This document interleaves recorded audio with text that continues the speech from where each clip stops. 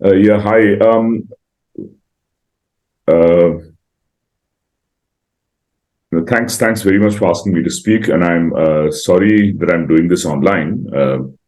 Something came up which prevented me from coming back to Bangalore by my original schedule. Um, an important disclaimer: this talk is supposed to be entirely pedagogy, so it's going to go over basic material. I'm aiming it only at the students or the newcomers in the audience. It's really not for experts. So there'll be, if there are any old friends of mine in the audience, they should, probably check their mail or go take a walk because I'm not going to tell them new stuff at all, especially not today. And I think even tomorrow. So the idea is really to impart training and not to tell you the absolutely latest. Nothing I'm talking about is very old, but still. Okay, so that disclaimer. And as I said, many thanks to all the organizers for this opportunity. I'm also faced with another slightly tricky task, which is that next week I have to give a few lectures at ICTS. And I have to try to orthogonalize this talk to that one. So, with some luck, I'll manage that and not run into a Gram-Schmidt catastrophe. So let's see, here goes. So, my remit was to talk about active matter in a complex environment of some kind. I've just chosen to interpret complex environment very liberally and will present the behavior of active systems in two kinds of what you can call complex environments. One of them is simply confined between two solid plates, and the other is of activity in the midst of a bunch of round particles which are themselves not motile. Okay. So, excuse me. I'll begin with fundamentals. I've divided. I will only be giving 2 lectures, but given that the original plan was for 3, conceptually I've divided the talk into 3 sections. One is fundamentals as outlined on this slide, really building the equations of active hydrodynamics for a generic system that somebody might give you. Second is the specific case of active processes in a fluid medium, in which I'll talk, the stuff that's pale gray stuff I will not talk about. I'll talk about flux in bulk fluid just to set the stage. And then the confined or the complex environment will be a fluid film confined between 2 solid surfaces. And then I'll talk about motile objects in a medium of obstacles, and that obstacles are basically a dense collection of non-motile particles. And that's the complex environment. So the environments are not very complex, but with some luck, the talk will still be of some use. Okay, so let's go. As I said, the talk is really aimed at students. And so let me first describe various ways in which to drive a collection of particles. And we'll come to active or self-propelled systems as one specific case of a driven system. So imagine I had a bunch of particles, which are these pale blue blobs here. And imagine they're in a container. I can imagine driving that system by stirring macroscopically. Like, let us say it's between 2 plates. These are the 2 boundaries of the container, this one and this one. And I can imagine shearing it, which is, let us say, moving the boundaries relative to each other like this. And that will impart energy to the particles in the interior by input from these boundaries. So the total force on this system is 0. On average, none of the particles goes, the average velocity of the system is 0 because I'm driving like this. So I picked out a direction. That's the direction in which I'm shearing the system. The velocity is this way, the gradient is that way. So this is one simple kind of driving. You can also imagine shearing in other ways. You can imagine having these two walls fixed and driving the particles through with a pressure gradient. You can also instead imagine another collection of particles in some big unbounded medium which you can't see, and you drive them through this ambient medium, through the fluid medium, by imposing, let us say, an electric field. So imagine that these are colloidal particles which have got some dissociation has happened, so the particle has a bit of charge and the surrounding medium has counter-ions which have the opposite charge. You can also imagine there's a bunch of stray impurity ions in the medium of both charges. So when you apply this electric field, the colloidal particle will move in a direction, in a manner dictated actually by the hydrodynamics of a thin layer around the particle. The important point when this happens is that if you think of the blue particle as, let us say, a plus charge and the red particles as the oppositely charged counterions, this is actually also force-free motion, just like shearing the system.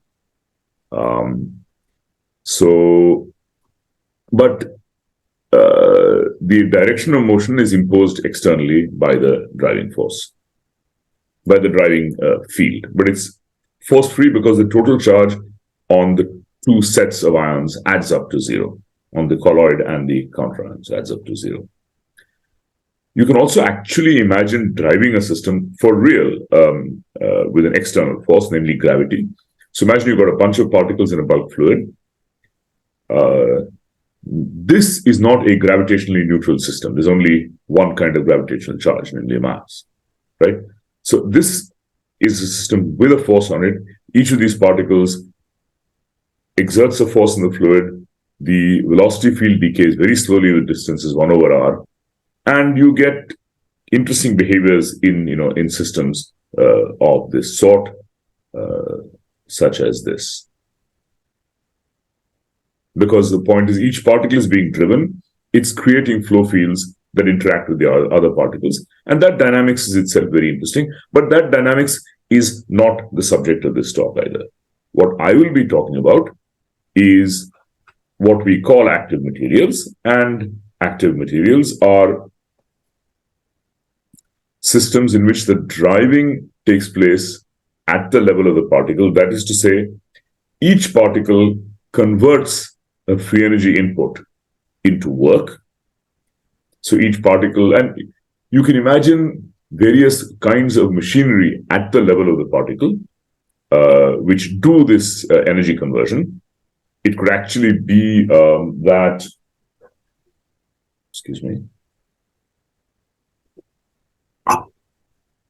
each particle is motorized in some way, okay? The manner of that motorization is a detail which for the most part during this talk we won't get into, but you'll see that it can range from complex chemical energy conversion in a living organism, or in some inanimate imitation, or it can even be something very, very simple, like mechanical vibration of a bunch of particles placed on a surface. In this case, when I have a bunch of particles in a bulk medium doing this energy conversion, again, these are swimming particles in a medium, right? So the particle plus the medium is a net force-free system. So when you swim, you exert a force on the medium around you, and the medium exerts a force back on you. Those forces add up to zero. And the direction in which each particle moves depends on the local structuration of the particle or of the collection of particles. So the direction of motion is set by the particle scale, and it's force-free. So this kind of dynamics is what we'll refer to as active. It's essentially self-propulsion, but in some cases, it can be something more subtle than simple directed motion in a given direction. It can actually be that one subset of the degrees of freedom moves in some way, and some other subset moves in another way. Even if the particle isn't directed to move systematically in one direction, we'll still call it an active system. Okay. Sir? Is there a question? Yes, sir. I can't hear. Hello? Yeah, tell me. Yeah. So you are saying total force here is 0. Yeah. But since there is a self-propelled particles in the medium, so how it is coming? I mean, will you please explain it once? So this is an important point to understand. I'm glad you asked that question. Supposing you were in a swimming pool and you're swimming, right? And let's take an ideal case. We'll density match the water of the swimming pool to your mass density. Okay? So then there's the buoyancy exactly cancels your weight. Then when you swim, you exert a force on the fluid exerts a force back on you. The total external force on you plus the swimming pool is 0. So when you write down equations of motion for a collection of swimming objects in a fluid, the integral of the force density, that is the total force on the particles plus the fluid, is 0. So that is what I mean by force-free motion. It's different from when something is settling under gravity. So for example, if you have a bacterium, I'll show you pictures. If you have a bacterium, let us say pushing backward on the fluid with its flagella and moving forward, there are 2 force densities there. It's a dipolar force density, and the sum of those forces is actually 0. That's what I mean. The force on the self-propelled particles plus the medium adds up to 0. There's no external. Swimming is not because something exerts an external force in the medium. Swimming is the result of a complex cyclical motion of the organism, whose net result is translation. Okay?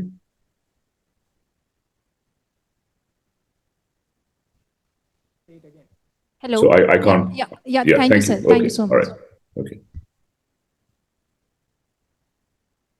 Okay. So that's active or self-propelled particles in bulk fluid. Again, to make contact with and to make a contrast with physics that the typical student would have studied in their master's or PhD courses. When you study statistical mechanics, you generally study either a completely closed, isolated system, or you study a system which is overall isolated, of which you study a subsystem. This case, which you are familiar with under the name of the microcanonical ensemble, is the system is closed, total energy and total particle number is fixed, and let us say the volume of the container is fixed. And you know that the basic assumption of equilibrium statistical mechanics is that systems like this distribute themselves uniformly on their phase space, subject only to the condition of constant energy. You also know that if you take a system like this, truly isolated, truly macrocanonical, and you take a subsystem out of it, which I've marked here with energy E prime, this subsystem is not at constant energy, but it exchanges energy back and forth with the rest of the system. The energy of the subsystem plus the energy of the bath is a constant. And the object that enters to signify that the energy of the system as a whole is a constant is the temperature. So the energy of the subsystem changes, the energy of the bath changes, there's a back and forth. The temperature of the subsystem, which is, as you know, the inverse of the derivative of the energy with respect of the entropy with respect to the energy, that object stays constant. For both these systems, the reason I'm talking about these is to tell you that these are not the systems that we will be discussing in our lectures, right? For both these systems, you know the rules of the game. For both these systems, for this system, the probability on phase space is uniform on the manifold of constant energy. So there's only one constraint, there's only one smooth constant to the motion other than trivial macroscopic symmetries, namely the energy. And here, that constant to the motion applies to the system as a whole. But if you look at this subsystem, its temperature is constant and the probability of configurations are exponential of minus the energy of the configuration over temperature, right? These kinds of systems you are familiar with. And in these kinds of systems, a crucial property of the steady state, crucial dynamical property of the steady state is that if you can prepare the system in some arbitrary initial condition, and through the magic called thermalization, the system settles down into a statistically stationary state in which an important property holds, namely time reversal invariance. The fact that the underlying microscopic dynamics, Hamiltonian dynamics, is time reversal invariant leads to an important property of the dynamics of the stationary state, namely that if you take any movie and play it forward or backward, you won't be able to tell the difference. Okay? The steady state, the dynamics in the steady state has the property of time reversal invariance. And in such systems, you know how to calculate essentially everything. You know that you maximize entropy subject to various constraints. And you even understand the rules for how systems order. If you just take a bunch of ellipsoids, for instance, then you know that at high density, the maximum entropy state is an aligned state. At low density, the maximum entropy state is a random state. And you know that the probability of configurations is the exponential of an entropy difference of that configuration, entropy change of that configuration relative to some reference configuration. And derivatives of this entropy with respect to the configuration variables are the generalized thermodynamic forces that drive the dynamics. All of this is to tell you what in general will not hold for the systems that we are going to study. Okay? The systems that we are interested in are driven. Basically, you've got a system, it's got a steady supply from a steady supply of free energy. So this sort of energy comes in a low entropy form. It gets used through chemo-mechanical, biological processes by the collection of organisms, which then spit out their energy. So energy is conserved in the sense that energy in equals energy out. But so in a steady state, that will happen. But we don't know the kinds of states that can form in this system. We don't know the general laws governing how the system distributes itself over its configuration space. And we know for sure that if we take the typical movie of the dynamics of the system and you play it backward, it'll look different. Okay. So these are open systems and there's lots of open questions about them. Okay. So this kind of system is a general non-equilibrium system, and active, the term active is to a large extent, you can view it as a kind of identifier for a specific subclass of non-equilibrium systems in which the energy input and conversion takes place at the level of the particulate components of the system. So the idea is that living matter is made of effective particles, let us say cells, each of which has a built-in energy conversion process, each of which operates only as long as free energy is supplied basically by nutrient or in various artificial imitations, by chemical energy input, by mechanical vibration, by light, various such things. So the idea is to take living systems and their components and treat them as a special kind of condensed matter. So each constituent effective particle of an active system has an arrow of time because it's constantly metabolizing, constantly energy converting in one direction, steadily dissipating energy and producing work. And collections of such active particles are called active matter.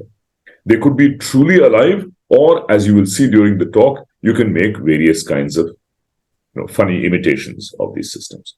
So I'm giving you all this elementary detail on the assumption that the students in the audience, at least a reasonable fraction of them, have not been exposed to the fundamentals of this subject. I apologize if you guys know this already, but at this distance, I don't really have any other way of finding out what you know and don't know. Okay, now. Excuse me, I have a question. Yeah. So when you mentioned about the open systems not satisfying that time reversibility, so suppose we have a system which is open in the sense it is connected to a bath, so the total configuration of the system energy is constant, but it can exchange particles. So no, but that is a thermal equilibrium system. That belongs to this class. I didn't mention it, I just said energy, but energy and particle exchange is just grand canonical. It's thermal equilibrium still. So that's different from what I'm talking about. Right? It's very important for there to be a one-way flux of free energy. Okay? Yeah, thank you. Thanks. That's a useful clarification. The system can exchange energy, it can exchange matter, or it could even exchange volume, but then in all of those, if it's part of a closed system, then in steady state, it's thermal equilibrium. Okay, so we're always talking about this class of systems. Obviously, to sustain this class of systems, you have to have some power supply process maintained stationarily. So there will be a battery, or there will be a fuel tank, or there will be the sun, and it's only if you think of life on Earth. For the most part, what I'll be talking about is only stationary states. If you want to talk about a stationary active system, you have to arrange in some way. It's like those toys that you buy in a shop that say battery is not provided. You have to provide the battery. Okay. All right. So hang on a second, just making sure that, The other, yes. Is there a question? Yeah, so just a second. Yeah. Yes. So let's say we have a system in which each particle is active. Yeah. But let's say, just consider a case of two particle system. Yeah.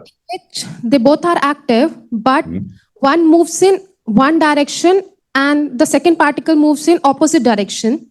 Yeah. So if we go to t equals to minus t, then they will reverse their direction, and if we just rotate it, so we can see that it is time reversal.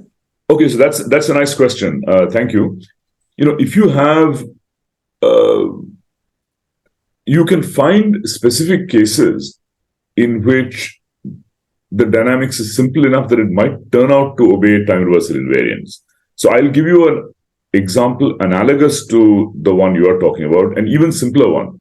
If I have just one particle and it moves only along, I think I may have a slide of this. Just give me a second. I'll have to cut ahead. Yeah. So look at these particles. Okay.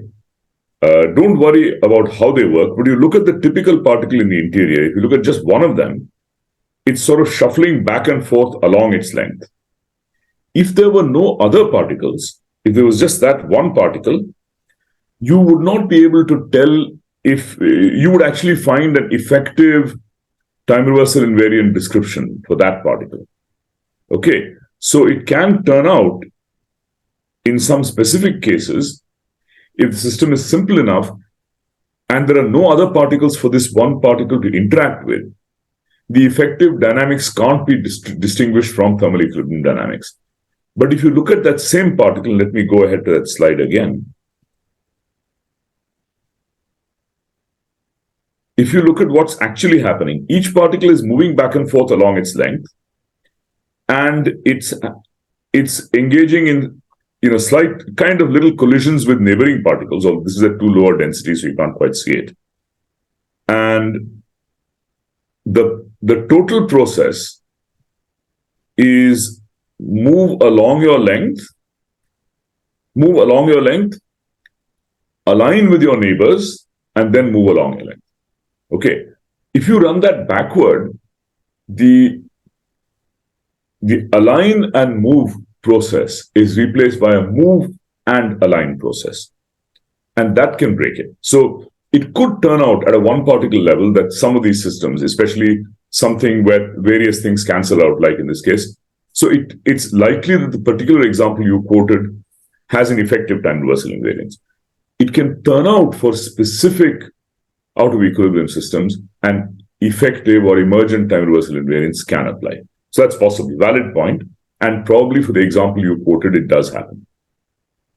And then what will happen is that, so I may or may not have the time to mention a more detailed example during the talk, but thanks for asking that question. I hope this partial answer is enough for the time being. We'll go ahead. Okay.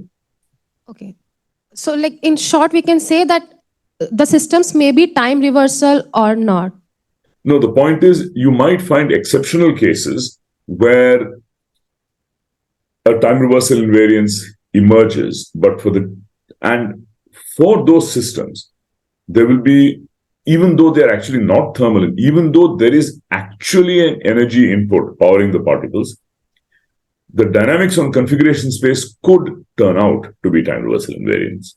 And in some of those cases, in order to achieve that invariance, you might need to also take some variable. This is getting a little abstract. I need a blackboard. It's not very easy to do this. But so let me just give you the short answer that there could be special symmetries of a particular active system in which, even though if you look at the actual machinery, time reversal is being broken, chemical energy is being, input energy is being converted, the effective dynamics could turn out to be time reversal invariant. But those are exceptions, and in the generic case, it won't happen. Okay. Thank you, sir. Yeah. But thank you. That is a very useful question.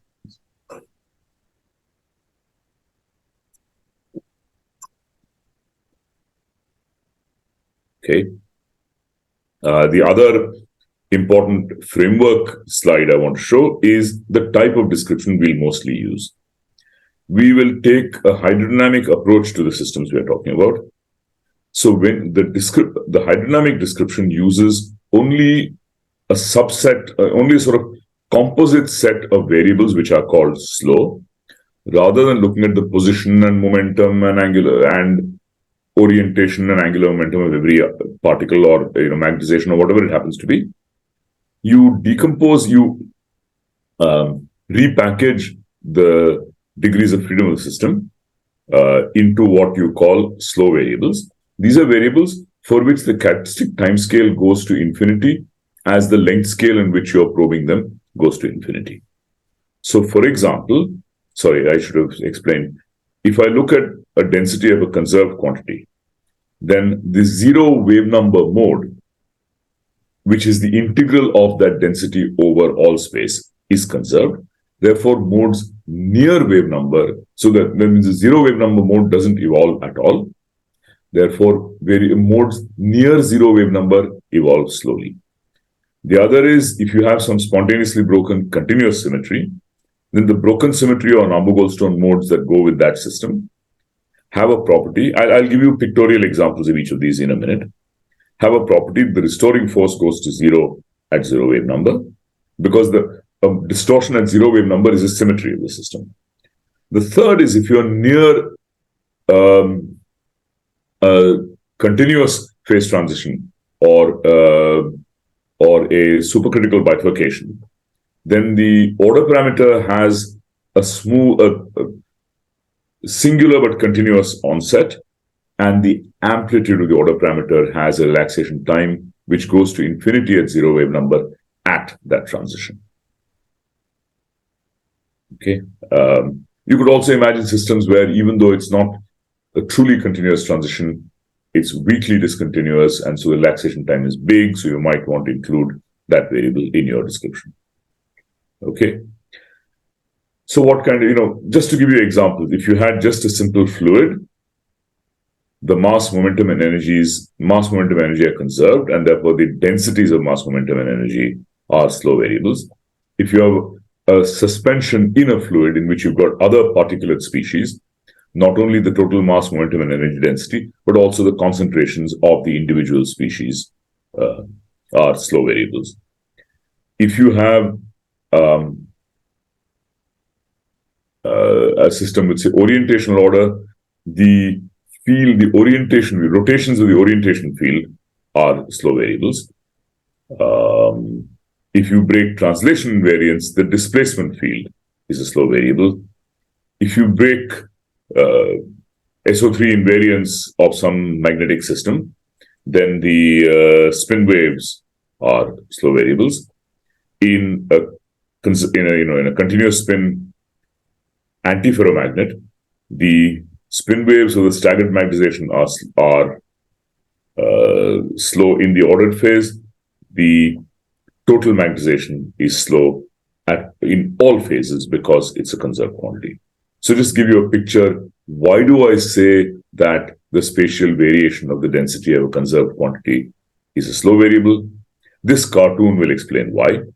Supposing I have some quantity which is conserved, and supposing I have an initial configuration in which there is more of that quantity here where I've shown the plus signs and less of that quantity here where I've shown the minus signs. In that case, because this stuff is conserved, this excess can't be restored to zero locally. This deficit can't be restored to zero locally. The only way the system can re-uniformize is by the excess and the deficit remixing. That is to say, if there are more particles here and there are more holes here, or whatever you want to call it, the time it will take for them to remix will be longer and longer as the wavelength of this disturbance is taken to be longer and longer. This cartoon is the essential explanation of why conserved quantities relax slowly. Okay. So that's what gives you, for example, the hydrodynamic description of a simple fluid in which there are currents for the density of mass, momentum, and energy. As it happens, fluids are special because the current density for the mass turns out to itself be a slow variable because momentum is also conserved. Okay, and then the way we build these equations is we first write down these general conservation laws, then we appeal either to a microscopic theory or general principles to re-express the right-hand side quantities in terms of the quantities on the left-hand side and their gradients. And that is how we build hydrodynamics. You can, if you're lucky, you can actually derive it from microscopic theory. More often, you have to resort to general symmetry-based arguments to say what the forms of those terms will look like. A broken symmetry mode, I've given you an example here. Supposing you have a bunch of rotors on a lattice, and supposing they have some interaction which makes them want to align parallel to each other. And supposing the interaction has a very simple kind of rotation invariance, namely that their interaction depends only on the angle between neighboring rotors. Okay. Then the rotor angle field is hydrodynamic in the sense that if you rotate all the rotors by the same amount, the system doesn't care. There's no restoring torque. That means if you create a slowly varying disturbance, which I've tried to show in this cartoon, which I think is copy-pasted from Chaikin and Lubensky, I should have given the credit, sorry. Then the relaxation rate of how a perturbation at long wavelength relaxes to zero, that rate goes to zero as the wavelength is taken to infinity. All right. All right. So that's general principles. You can have many different kinds of systems. You can have active particles which have no particular shape, no particular way to orient, but create some chemistry on the particle surface, as a result of which they run around in a manner quite different from thermal motion, as with these droplets from Shashi's famous experiments. You can imagine something more complicated. Imagine putting a particle whose two faces are different into some medium and applying an electric field in the third direction. So the particle is lying like this. Its orientation lies in the XY plane. I power it by an AC electric field in the Z direction, and differences in the ionic conditions on the surface of the particle end up leading to this particle propelling itself in the plane. That kind of propulsion can be effected by even simpler objects. Here, for example, is a surface. You are viewing the system from the top.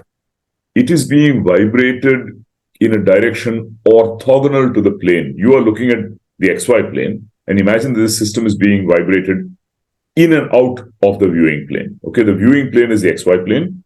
The orthogonal direction is the Z direction, and energy is being put in by this thing being shaken in the Z direction. And this particle, by virtue of its shape, is converting that energy and walking. We'll have a lot more to say about this system later in the talk. You can also imagine a theoretical construct like this work from this dimer from Vijay Krishnamurthy's PhD work, in which the two heads are both subject to some random noise, and connected by a spring, but the mobility of one of the heads depends on the state of stretch of the spring. And this very subtle breaking of detail balance gives you a motile object. You can imagine even more delicate kinds of breaking of a detail balance or breaking of thermal equilibrium conditions. These are Vijay Narayan's particles. Each particle is acquiring more kinetic energy for movement along its length than transverse to its length. So each of these particles, therefore, is out of equilibrium in a rather subtle way, because the kinetic energy associated with the transverse and longitudinal degrees of freedom is different, which will never happen because of equation. It can never happen for a thermal equilibrium system. So these particles can form a phase which isn't a flock. It isn't a herd of particles going in a fixed direction. It's aligned, but there's different amounts there's an imbalance between the energy input to one set and another set of degrees of freedom. And you can make such systems by extracts from a living cell. You can instead have artificially actuated, magnetically actuated systems. You can even take a two-dimensional quantum system and power it with energy in a third direction and create states that, for all intents and purposes, are a special kind of quantum active matter, if you want to call it that. And this too has been studied not that long ago. I won't talk about it, but just to give you examples of the diversity of types of active systems that you can have. Okay.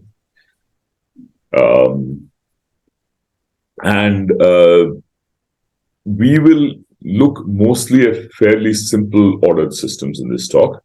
You can have, even if you restrict yourself to a uniaxial structure, rod-like objects, those objects can be structurally, they can have a difference between the head and the tail, and dynamically, or you can have objects which structurally look the same at both ends, but dynamically have a difference in the sense that they move in one direction. You can have objects like these ones that I talked about, which move back and forth along their length primarily. You can have different kinds of macroscopic uniaxial order. You can have ones in which the little arrows associated with these particles align. You can have situations with the arrows align, but they don't care if they align parallel or anti-parallel.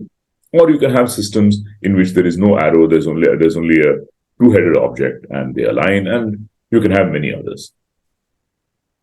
Okay. You can, of course, also break symmetry in more complicated ways. You can break translation symmetry. You can break You can have chiral systems. You can have amorphous systems, which are a more messy kind of broken translation symmetry, and so forth. Right? Okay. So that protracted introduction places me now to try to explain how to write down equations of motion for these active particles. This conceptual diagram, I think it's the right one I want, yeah. This conceptual diagram, so conceptually, you can think of an active particle as something which has some internal coordinate, which I'll call chemistry. And what is the internal description? That internal description, this X, is number of fuel molecules consumed, okay? You can imagine other descriptions. For example, for this vibrated system, you can think of it as number of up and down shakes of the system, number of energy inputs, okay? Because at each shake, you get energy, the system converts that energy, throws heat into the outside universe, and does something. So this X you can think of as amount of fuel the system has consumed, but that fuel could be a very, it could be a stand-in for even something as simple as the mechanical vibration. Even there is a fuel input, but that is at the level of the machine that's shaking it. And if we don't want to go that far, if we want to look at the proximate energy input, you look, let us say, at the shaking or something. The idea is this: you keep doing energy conversion. The system has some coupling between the energy conversion process and spatial movement. Okay, so you drive the system in a chemical. To fix ideas, we'll always say chemical, even though the actual realization may be some mechanical thing. You supply energy in a chemical direction. That means you keep on giving it fuel. It converts the fuel. It throws out waste. Proceeding in the X direction simply means going on, eating one more molecule, eating one more molecule, eating one more molecule, like that. Okay, and the system is so structured that this energy input allows it to convert, allows a conversion of part of that energy input into systematic work, which moves it in a spatial direction. That spatial direction could be translation, could be rotation, or whatever it is. Okay, so there is, or you can look at it another way. There is a chemical reaction velocity, x dot, and there's a spatial velocity, q dot, or v. And the machinery of this system is the thing that tells you how that conversion takes place. We won't concern ourselves with it in detail. In this abstract space, you can think that you are applying a force in one direction. The mobility in this conceptual two-dimensional space is a matrix with off-diagonal entries. Therefore, a force in that direction can result in a motion not only in that direction, but also in this direction. Okay?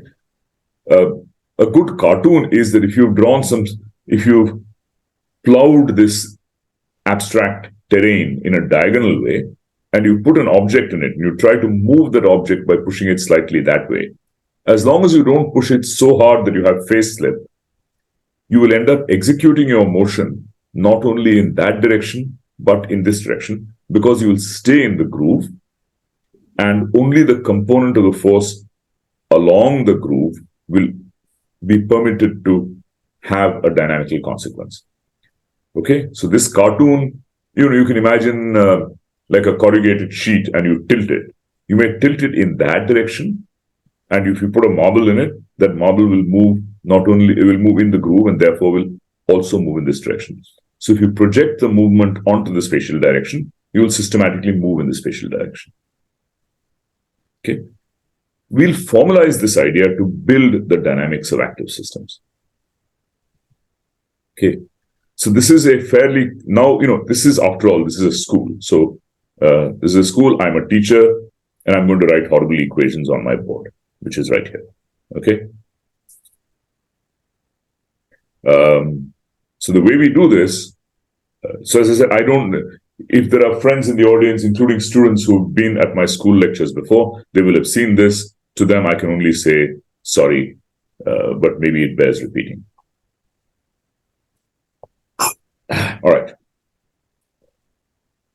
What I want to do is to illustrate how the effective dynamics of a system subjected to this sort of driving of some so-called chemical degree of freedom. I want to show you how that effective dynamics results in new terms in the equations of motion and what I mean by new terms. Okay. The idea is the following. So I have to make some assumptions. I have to assume that you are familiar with, or I'll try to explain a little bit of it, that you're familiar with writing down Ramaswamy equations. Okay. Supposing I take a very detailed description of some system which has degrees of freedom, and imagine, let's take a fully Hamiltonian picture. So imagine I have a system which is at some temperature T, and the degrees of freedom are some Q coordinate, a chemical coordinate X, this other coordinate which you can think of as chemistry X, the momentum P conjugate to Q, and some other abstract momentum conjugate to X. And imagine I just have Hamiltonian dynamics on this, on this space, okay? Q and X I'll treat as time reversal even, P and pi as time reversal odd.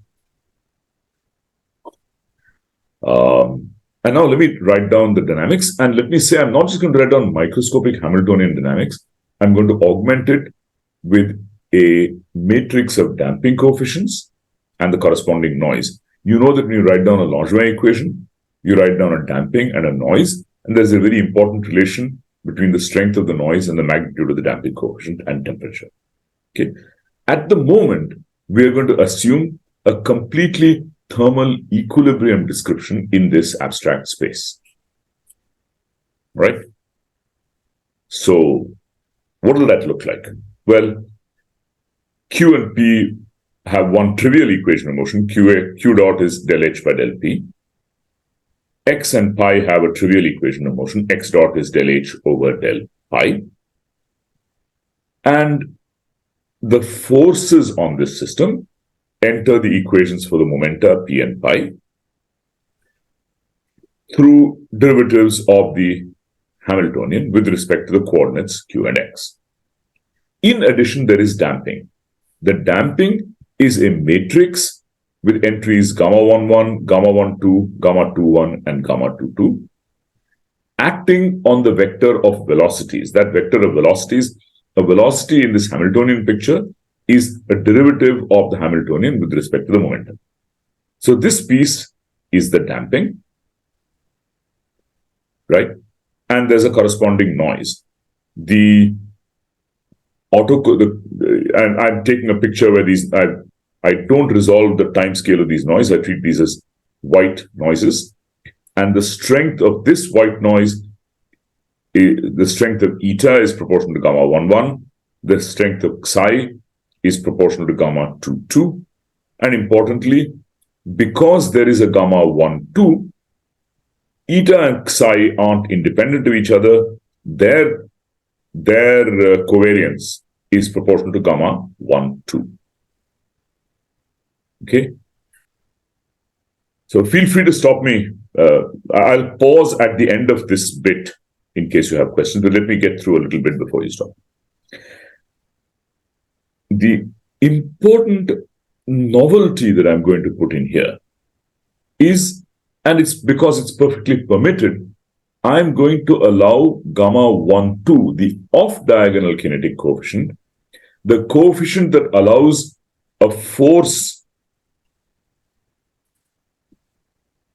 the coefficient that allows, ultimately will allow a force along X to give you a movement along Q, as you will see in a minute.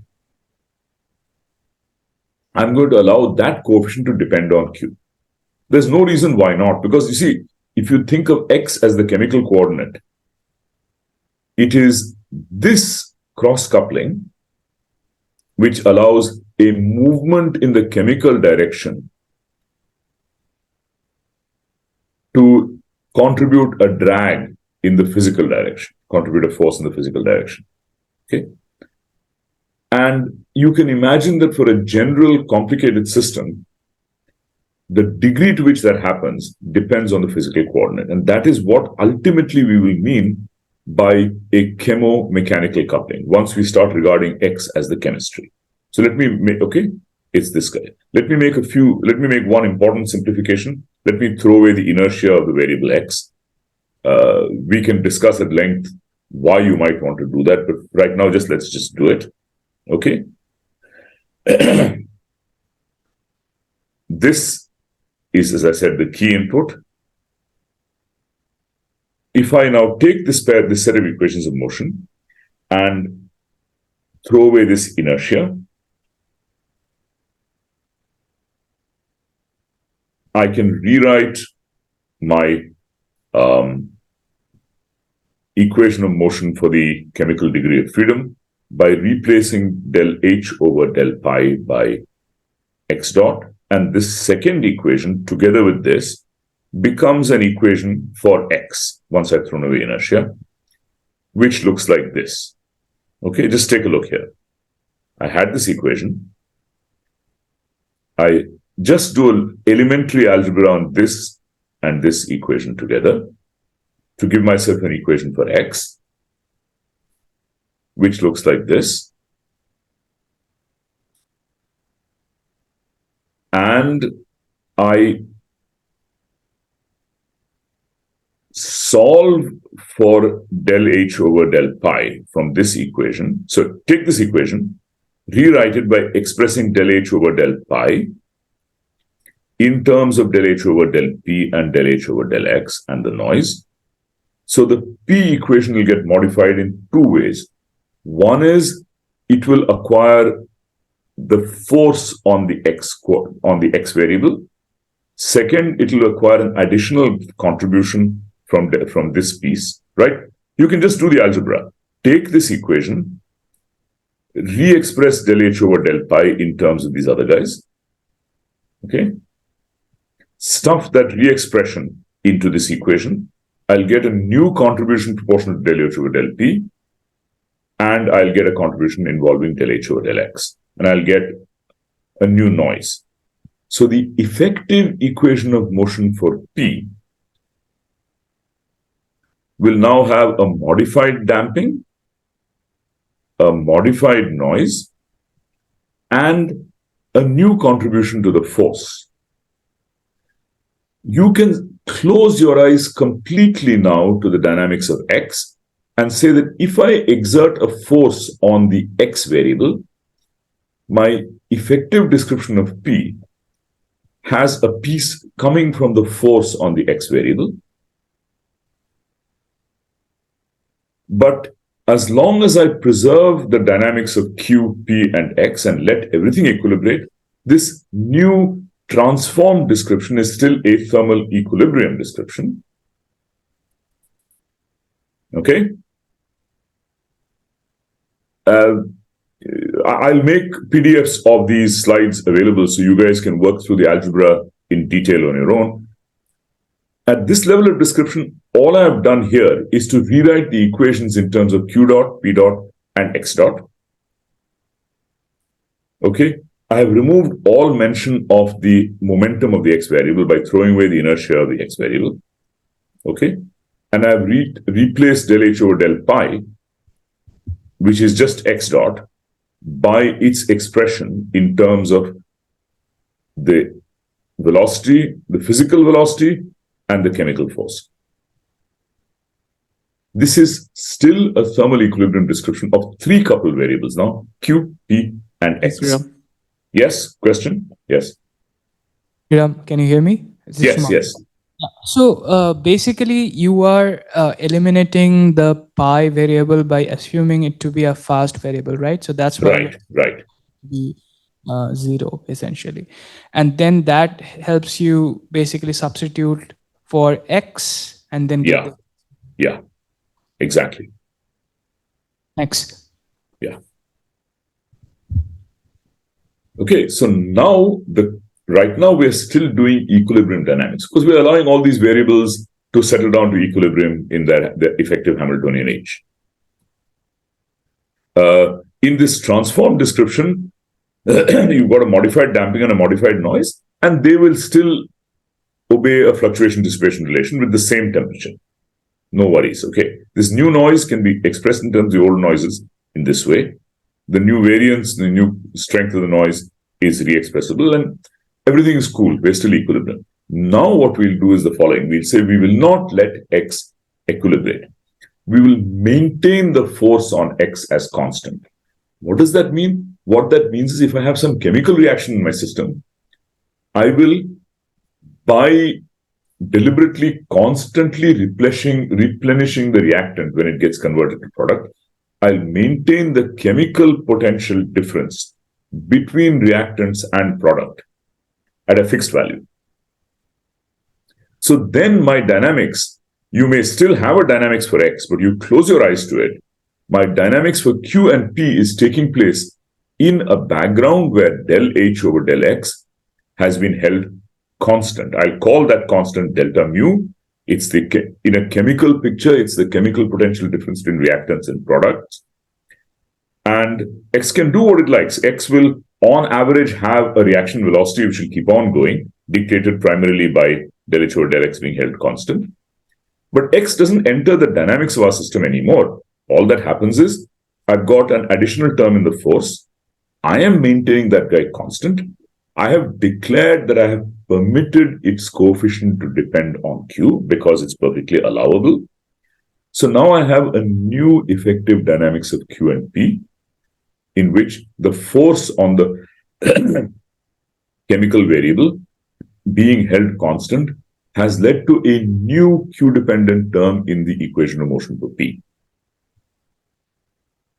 So the difference between equilibrium and active is equilibrium will be where the average del H over del X is 0. Active is where average del H over del X is held at a non-zero constant. Okay? And so I have this rather very general way of looking at the dynamics of driven systems as one in which an off-diagonal coupling to a variable that you don't see directly with your eye, if that coupling depends on the physical coordinates of the system, leads to the acquisition of new terms in the effective equations of motion of the degrees of freedom that you are monitoring, namely Q and P. Okay? I have been talking all this while as though Q and P are just single scalar variables, but nothing that I said required that. Q and P can be vectors of arbitrary size, and you can have a large dimensional effective dynamics. Q and P can be fields, whatever it is. In general, therefore, this description authorizes me to include very general terms constrained only by the spatial symmetries of the system. So the form that this off-diagonal coupling can take is whatever is allowed by the spatial symmetries of the system. The only symmetry which I'm getting rid of is the time reversal invariance which should have held at thermal equilibrium. Okay. So that's what I mean by effective dynamics. Let me give you examples. It's a little abstract. So again, so this is our picture. Now we close our eyes to the chemistry. It appears only in the form of delta mu. And so I should say that this is the way in which the Curie-Dresden group has formulated the dynamics, but they've written it in terms of a dissipation function. All I have done is to translate that here into the language of Langevin equations instead.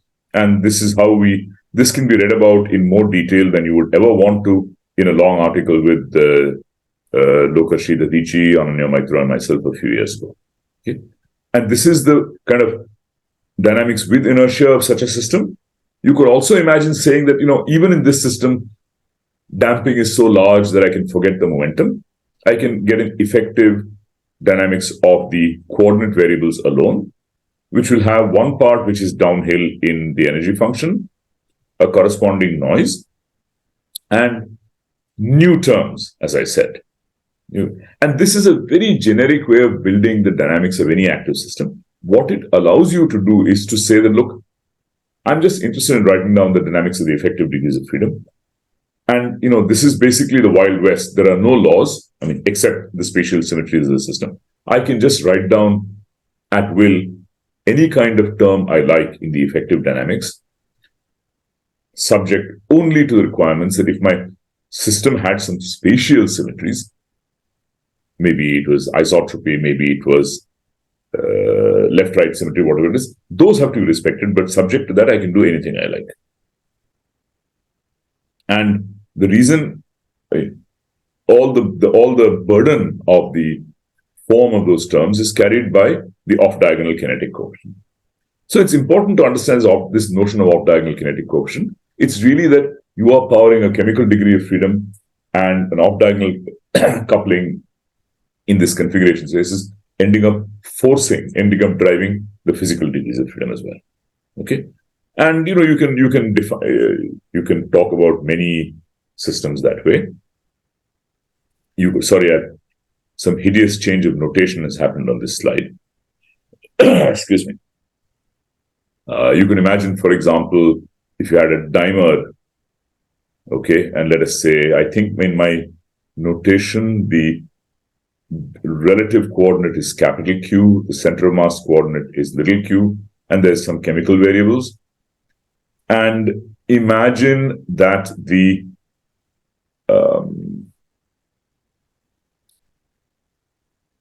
excuse me, I'm just trying to imagine the center of mass motion is coupled to the chemistry through an off-diagonal kinetic coefficient that depends on the relative coordinate.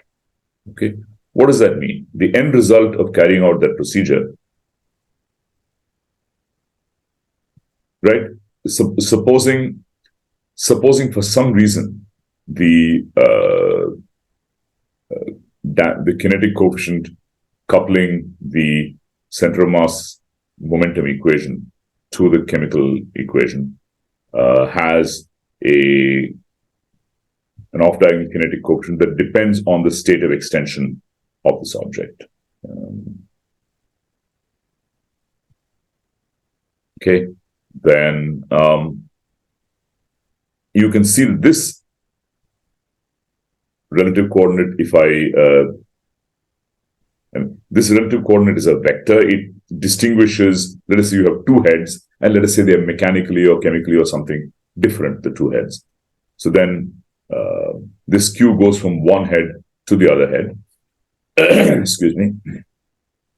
And in such a system, if I hold the driving force on the chemistry constant, in effect, my center of mass equation will acquire a term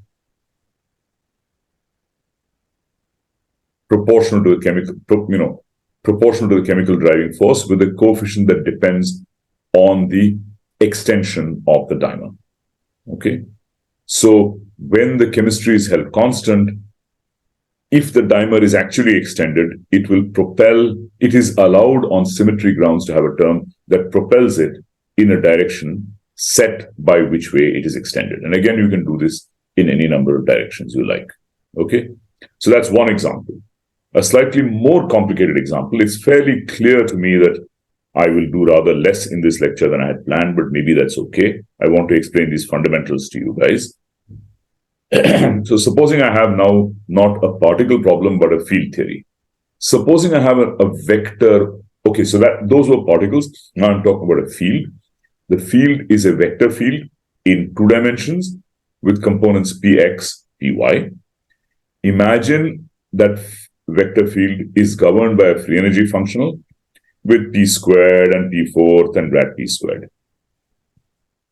Imagine that, for example, if this coefficient A changes sign, a state with non-zero p is favored. So the system could have a phase transition from a purely isotropic state to a state where p is globally aligned. If this was a system at thermal equilibrium, I'll get a dynamics, and there are no other slow variables in the problem. I'll get a dynamics in which P relaxes in such a way as to minimize this free energy.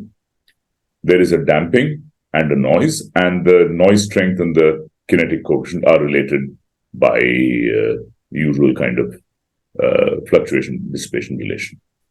That's the dynamics if the system is not active. If the system is active, what will happen? If I was there in the room I would say that means this system is coupled to some chemical force delta mu, and the coefficient of that coupling can depend on P and grad P and all those things in any way you like, consistent to the requirement that this equation should transform as a vector under linear transformations, under rotations in P space. So my delta mu, my term coupling to the chemistry, can have all kinds of coefficients as long as they are correctly vectors in P. They should be analytic and vectors. Okay. So what all can I put into this gamma 1, 2 of P, grad P, etc.? I can put in two kinds of terms. I can put in terms just exactly of the same form as can already emerge from del F over del P. I can put in terms, I can write down analytic polynomials in P and in del squared P and other such things, which are already of the sort that come from F. Those would just give me an effective equilibrium description. It would be as though the temperature is modified or something. But I can write down those kinds of terms. There is terms that can be reabsorbed into a redefinition of F. The simplest vector I can write down that isn't reabsorbable into a redefinition of F is P dot grad P.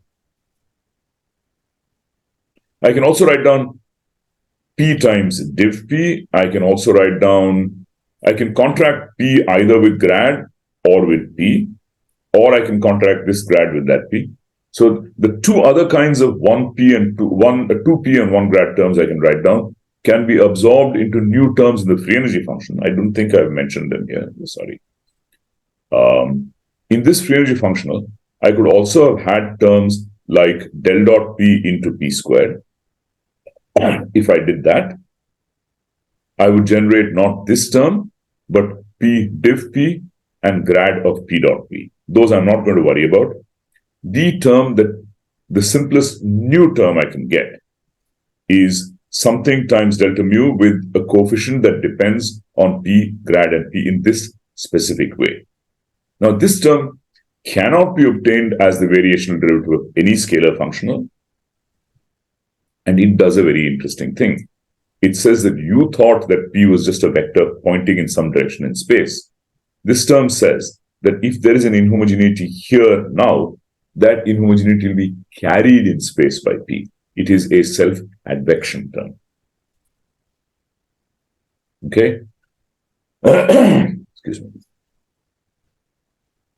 And what this gives me, therefore, is an equation of motion for P, which in some ways looks like the relaxational dynamics of an XY model or an O2 spin system. That's from this bit, or O3 if I was in higher three dimensions or whatever. And so it's a weird marriage of the purely relaxational dynamics of some orientational or magnetic order together with the same nonlinearity that you will have seen in the equations of motion for a fluid in the Navier-Stokes equation. So P advects itself. This is a very simple version of what is known as the Toner 2 model without a concentration field. This P doesn't really have the interpretation of velocity. It's just saying that in general, if your system is in a driven state, doing some kind of perpetual internal energy conversion, then a term like this cannot be ruled out by any symmetry and therefore in general must be permitted.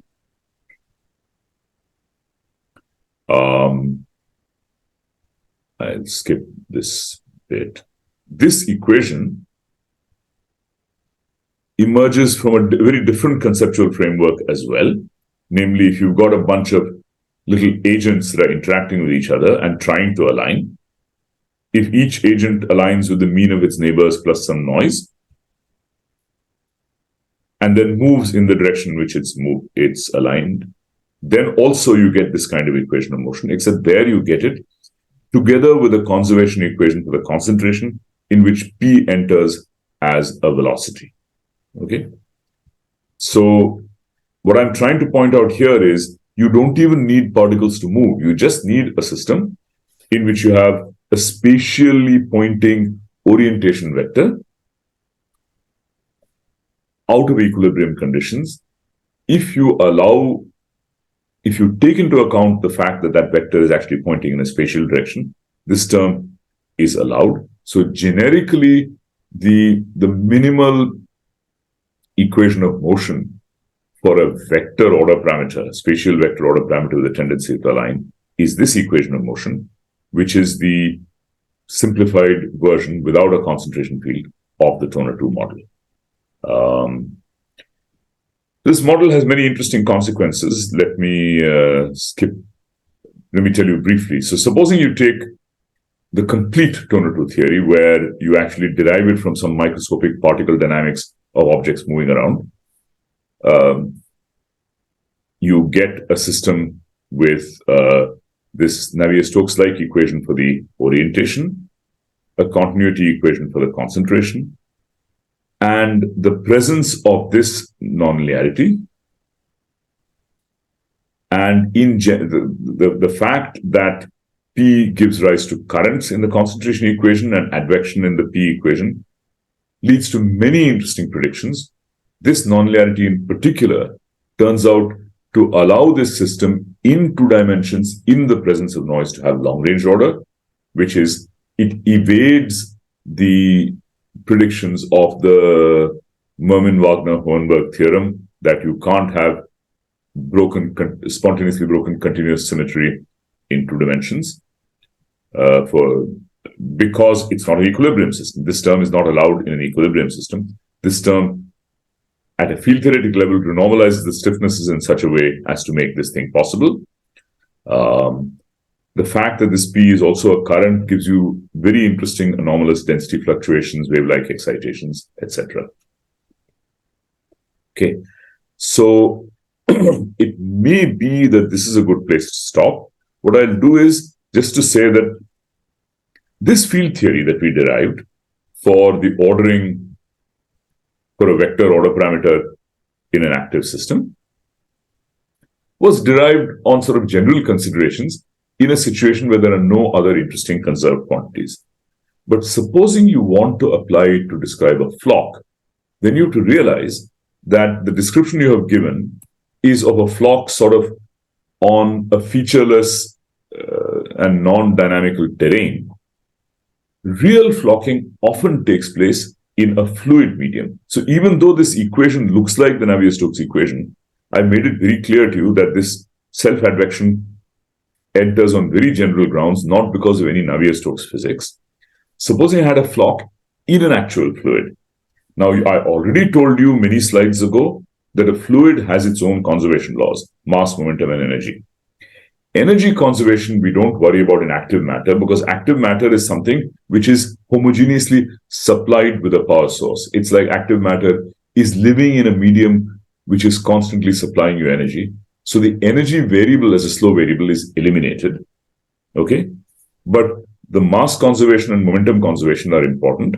And so you want to combine this equation of motion with the dynamics of a fluid.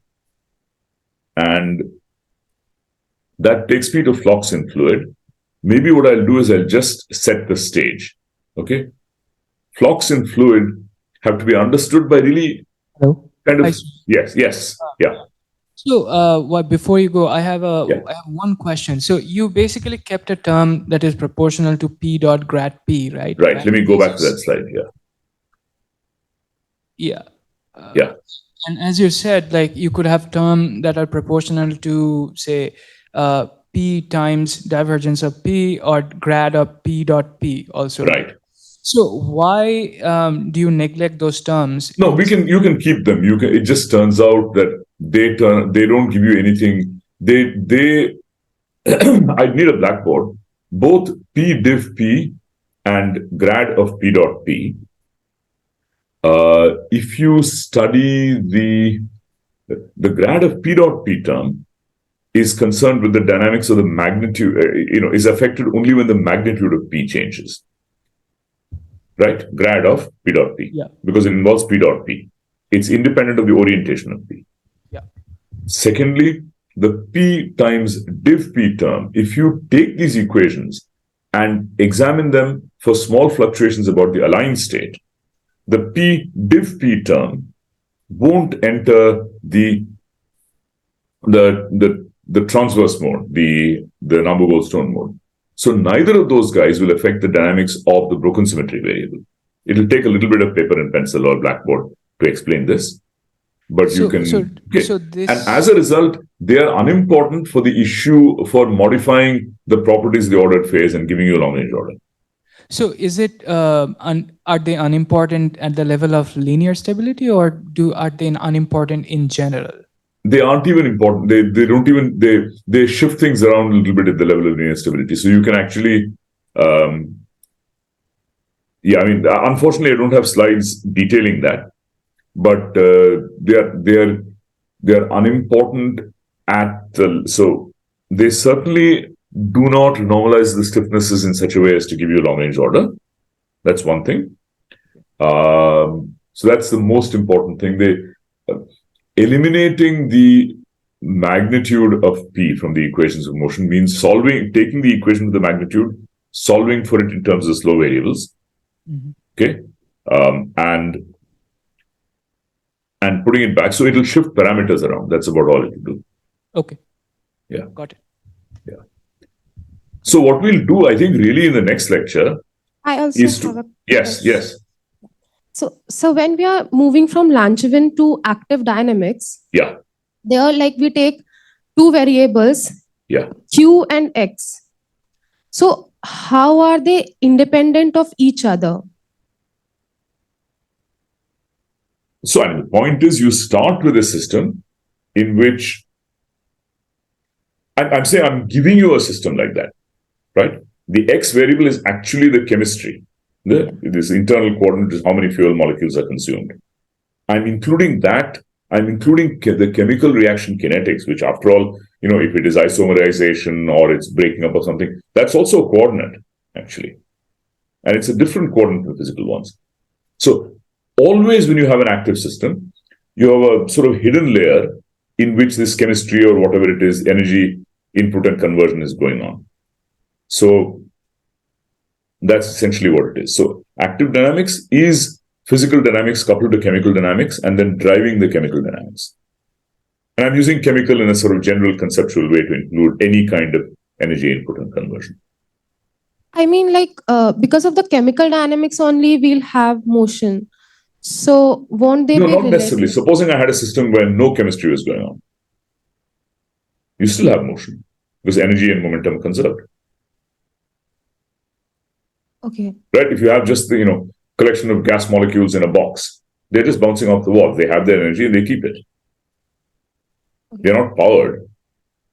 But if they're isolated or thermostated, they have their dynamics. Not all motion is chemically driven motion. So is the chemical variable providing them activity? Exactly. That's the whole purpose. And the reason we identified one subset of degrees of freedom and called them chemical and said that they are the driving is they are the thing that you have to go on supplying because that's being consumed. X is the thing that is being consumed. X is food. Okay. Thank you, sir. Yeah. Thanks. And it's very important to get that clear. Thank you. I have a question. Yeah. So in that derivation from the Langevin to the active dynamics, you had this X and pi, capital Pi variables. Right. So they are conjugate variables, right? Right. So now when you have pi dot equal to 0, I mean, you ignore pi dot. Yeah. So doesn't that imply that the forces should vanish? No, forces don't vanish. The total force vanishes. What it means is that I'm assuming pi's dynamics is so fast that for all practical purposes, you're always at effective force balance for that pi variable. And there's two kinds of forces. There's the systematic, there's the, if you go here, there's the systematic driving, the Hamiltonian driving force, and there's the drag. So I'm assuming you're always in a system where drag and reversible force are balanced. So the inertia is so small that this effective x variable always reaches its terminal velocity. in that abstract space. It's like you do for particles, it's like going to the overdamped limit for ordinary variables. Same thing. Okay, thank you. Yeah. I have a question. Yeah.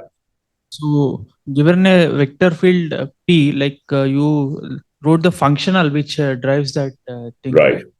So, how do you, like, given a vector field, choose a functional such that? Okay, so that's a separate story. The point is, let me give you an example. Supposing I just had, let me see.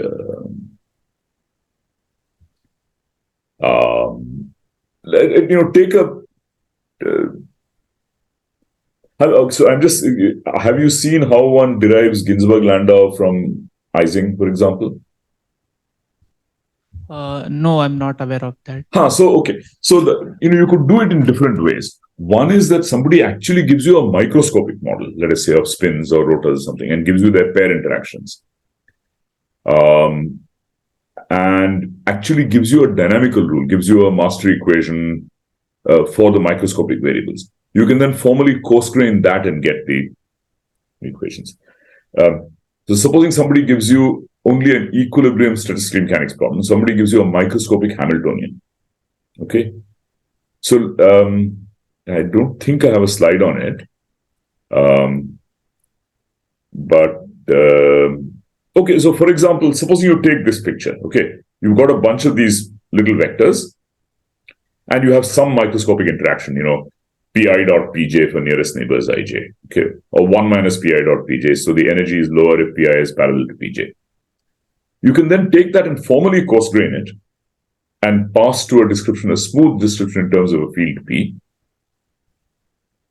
And you do this coarse-graining intelligently, not only coarse-graining the energy, but also the entropy. So if you coarse-grain, you ask on a coarse scale, what are the microscopic configurations of P, which will give me a smoothed P with a certain local average. For example, supposing, take a simpler picture. Don't think of XY or Heisenberg spins. Imagine I just have up and down. If at each side of a lattice, I have something that's up or down, that's +1 or -1. Now I take a coarse-grained cell with, let us say, 1,000,000 points in it. And I say that the variable I'm going to use is the sum of all those million pluses and minuses. Okay? So now I have a variable that goes from -1,000,000 to 1,000,000. But 1,000,000 is, of course, much smaller than 10 to the 24, right?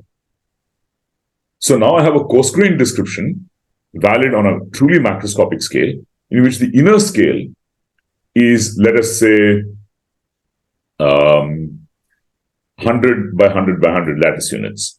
Okay, that's still way smaller than a macroscopic system. And to that, on that scale, I can replace my +-1 variable by a complete scalar field, effectively going from going from -1,000,000 to 1,000,000. The effective interactions of that field at one coarse-grained cell with another coarse-grained cell, neighboring, it turns out will be governed by a Ginzburg-Landau functional, which you can read about in, I don't know, Chaikin-Dubinsky or other textbooks. It's difficult to carry that. It's difficult to do that kind of derivation on a slide for me right now. But maybe you can consult the people. Sriram, we are going to cover a tutorial session on Ginzburg. Great, super, okay. So, I think given that it's 7:20 and I'm exhausted, I'm happy to answer more questions or to introduce flux and fluid, but just introduce, whichever you like. Are there more questions? If there are more questions, then this will be the end of this lecture.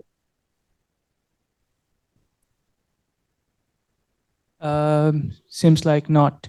Okay, so I'll just very quickly tell you what I'm going to do in the next lecture, at least part of the next lecture. It's just tell you about motile objects in a fluid. The way a motile object in a fluid works is that it has some machinery which either at the simplest level pushes the fluid back and its body moves forward, or pulls the fluid towards itself and its body moves forward.